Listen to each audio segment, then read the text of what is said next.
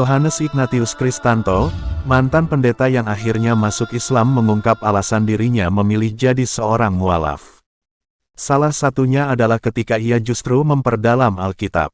Kala itu, Yohanes yang mendapat kepercayaan sebagai pendeta merasa bingung dengan aturan dan praktik penganut Kristen lantaran menurutnya tidak sesuai dengan apa yang diperintahkan dalam Alkitab. Jadi ada dua hal, yang pertama masalah doktrin, yang kedua tentunya praktek. Praktek-praktek yang ada di gereja, kata Yohanes. Menurut dia, untuk mengetahui suatu agama, maka yang perlu untuk ditelisik adalah melalui buku petunjuknya, yaitu Alkitab.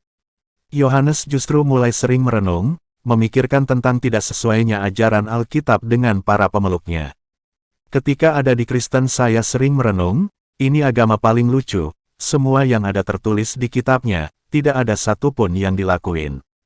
Kita di Kristen ini kan ada buku petunjuk namanya Alkitab, nah seringkali ini kadang saya agak guton dengan sesama pendeta, kita itu Natalan malah kayak ajang kita pamer sedang makan sesuatu, babi, yang sebenarnya dilarang di Alkitab itu, ujarnya. Ya kalau kita makan babi pas Natalan ini coba itu Pak Lurah Pak Camat datang dikasih babi akhirnya mereka pulang. Nah kita sendiri ini yang sebenarnya juga di buku petunjuk kita ngomong soal itu kita seakan-akan malah bangga dengan dosa kita, sambungnya. Kebingungan dia salah satunya adalah soal larangan makan babi.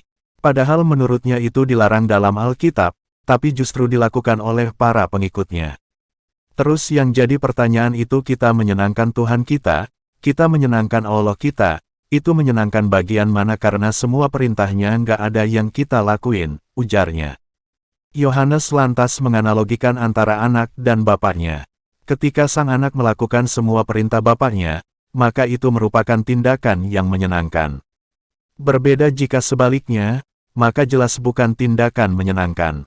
Kalau saya punya anak saya melakukan yang saya perintahkan, itu tentunya anak saya menyenangkan hati saya. Nah kalau di kekristenan ini lucu, nyanyinya menyenangkanmu, tetapi tidak pernah melakukan apa yang disenangi Tuhannya, ujarnya.